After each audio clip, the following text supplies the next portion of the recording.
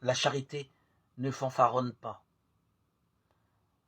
Cette expression qui indique la gloriole, le désir de se montrer supérieur pour impressionner les autres par une attitude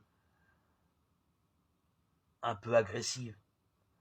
Celui qui aime non seulement évite de parler trop de lui-même, mais en plus parce qu'il est centré sur les autres. Il sait se mettre à sa place sans prétendre être au centre.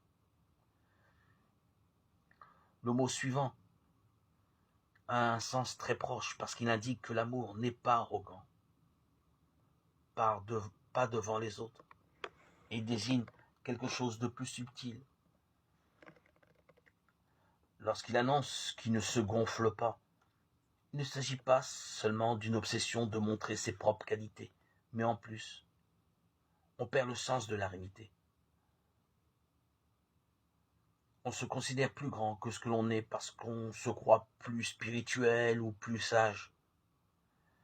L'apôtre Paul utilise ce verbe d'autrefois, par exemple, pour dire que la science enfle, alors que la charité édifie, 1 Corinthiens 8, 1b.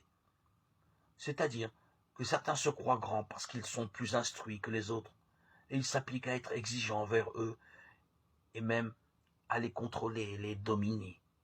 Alors qu'en réalité, ce qui nous grandit, c'est l'amour qui comprend, protège, sert de rempart aux faibles, qui nous rend grands.